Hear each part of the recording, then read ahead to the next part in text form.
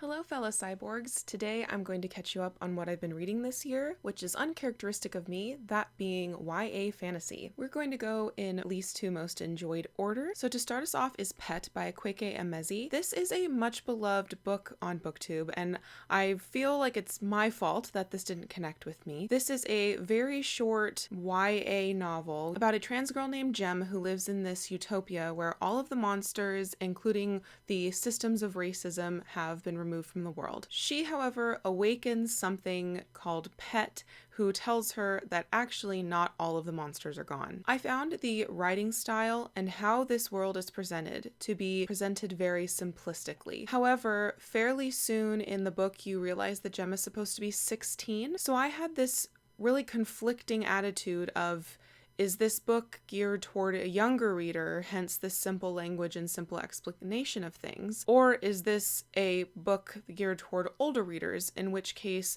why have this simple language? Why have this simple world building? So for me, it just didn't quite hit me in the way that I wanted it to, so I rated it 2.5 out of 5 stars. Yes, I am using half-star ratings now because Storygraph allows me to. So moving on from Pet, which is probably my fault more than the books, let's move on to Raybearer by Jordan Afueko. This is a second world fantasy novel. Teresa is our main character, and she knows from a very young age that she is going to kill the crown prince. But first, she has to become one of his 11 advisors, his most trusted people. My takeaway from this book was that it should have been a trilogy all in itself. The book definitely felt like it had distinct acts in it. The first chunk of the book, I think it's divided into 4 or 5 parts, takes place when she's about 11, and then the rest of the book, it ages up with each part. The world building was broad, but not deep. And I recognize that this is the first book in a series, but for me, it felt like there was so much world building, but I didn't believe in how it worked in the mechanisms of the world 100%. I also think that the plot felt rushed, and I wish that this hero's journey of a sort would have been pulled out into more books than just this one. There were many things happening in this book. The main reason I wanted to pick it up is I heard it had asexual representation, which it does, but I didn't really appreciate that the asexual character is too good for this world. He never does anything wrong. He's the kindest person anybody has ever known, and it felt a little bit infantilizing. Overall, though, I enjoyed this more than I did Pet, so I rated this 3 out of 5 stars. My final 3-star read is Wayward Sun by Rainbow Rowell. This is the sequel to Carry On, so I'm actually going to talk about Carry On first, even though this one I rated lower at a 3-point star. I read Carry On for the first time in December of 2020, and I decided to reread it this year. I wanted to read it through the lens that this is a book primarily about 2 characters processing their trauma rather than characters falling in love, even though that's a big part of this. Carry On follows Simon Snow, who is the chosen one in his world. It is a close parallel to Hogwarts. He is struggling knowing that he will one day have to defeat the Humdrum, which is what is threatening his magical world, and he's also struggling with the fact that his roommate Baz, who he has had an animosity with since the first year, is missing, and he doesn't know why Baz isn't at school, and he can't stop thinking about how Baz is probably, because Baz is secretly a vampire and against Simon Snow's mentor, the mage, plotting against Simon. But we know that maybe Simon is obsessed with Baz for more reasons than just that. I had a really fun time rereading this, picking apart the psyches of the different characters. We get multiple perspectives in this book, but we heavily get perspectives from Simon and Baz, and it was very interesting to see how who they present in the world is juxtaposed with how their interior monologues are, how they narrate their sections. The first time I read this, I believe I gave it 3 stars, and upon reread, it got bumped up to a 4-star. Now let's talk about its sequel, which is a 3-star read. Wayward Sun picks up after Carry On. Simon, Baz, and Penelope decide to go on kind of a soul-searching road trip through America, whose magical world is very different from the one they left behind at home. The most interesting part of Wayward Sun for me was learning about the magical world in America, which is isolated, insular, and secretive, in a lot of ways different from the one in England. However, it is also more progressive in a lot of ways than the one in England.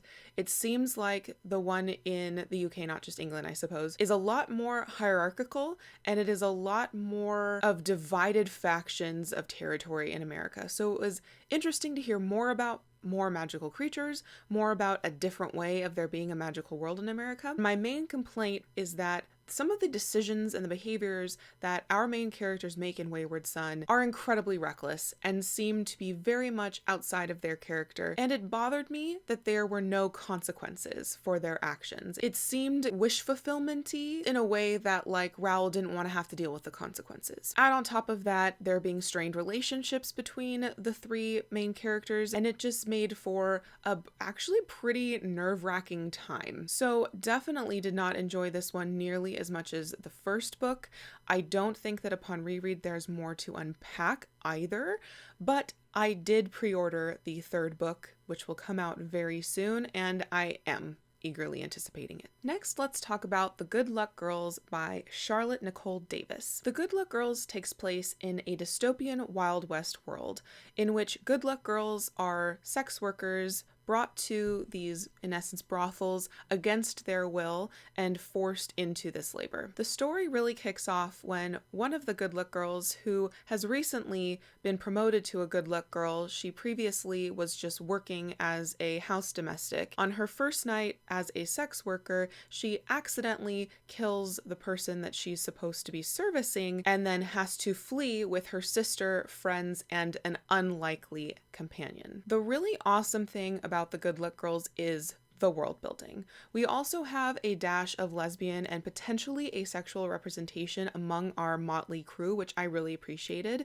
But this is not only a dystopian Wild West world, it is also supernatural. There are multiple different supernatural beings, kind of ghost more like things, that add such a fun, spooky, adventurous flavor to this world. Not only that, we also have people divided along whether you have your shadow or not.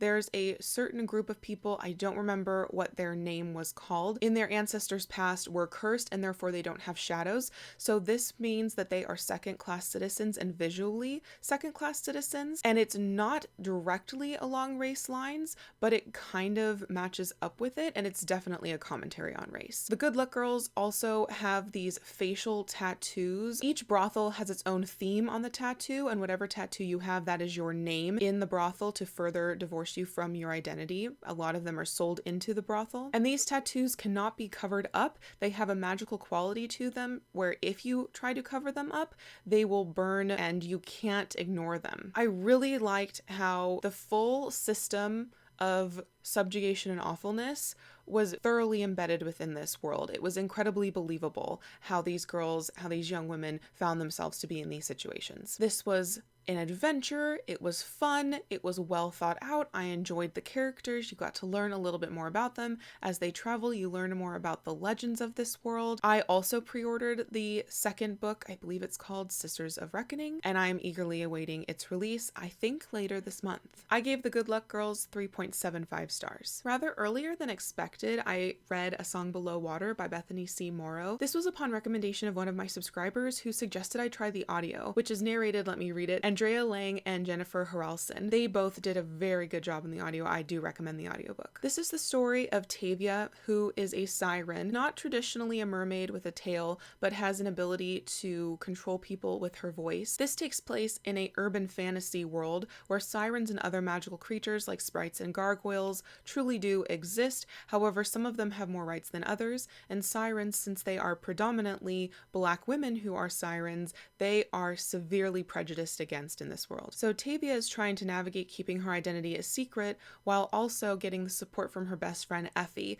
who plays a mermaid in the local Ren Fair and also has a debilitating skin disease. Kind of sounds like psoriasis to me, or plaque psoriasis. So she is trying to find a way to feel like herself in her own skin when she really only feels like herself when she's wearing a tail. So I really enjoyed this when I first read it, but then after I finished, I listened to the Solar Powered Book Club's interview with Bethany C. Morrow. You can find it on Onyx Pages channels, and I will have it linked down below, where they talked with Bethany C. Morrow about the book. She made me aware of the amount of thoughtfulness and every detail she put into the story. She made me want to reread it and made me want to rate it higher as well. I loved how the main relationship in this story is between Tavia and Effie, who consider themselves sisters.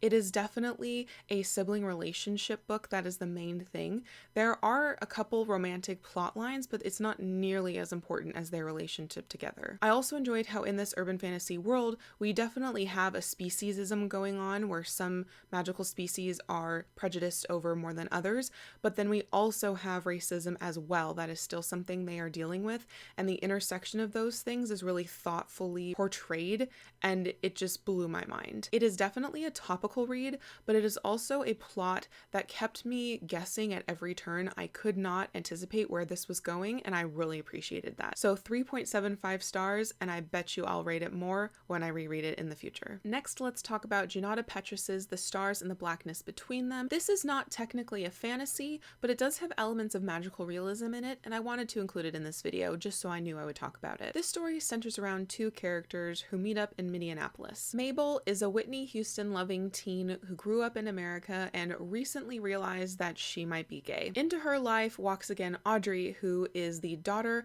of a friend of her dad's, and Audrey is from Trinidad, and she has recently been sent to live with her father in the US because her mother discovered that she is a lesbian and rejected her from her household. Together, they form a fast bond as they try to figure out exactly who they are and exactly what might be available for them in the future when Mabel starts to feel ill. This is a really subtle book that takes tangents that I thoroughly enjoyed. We learn more about Whitney Houston, and we learn about Mabel's love for her music. We spend the time to learn about a book that Mabel is reading by this fictional author called Afua, who is imprisoned in jail for a crime he did not commit and has written his memoirs that blends traditional memoir with spiritualism and tarot and zodiac signs. We also get peeks into Audrey's grandmother's life, so it is definitely primarily about Mabel and Audrey, but it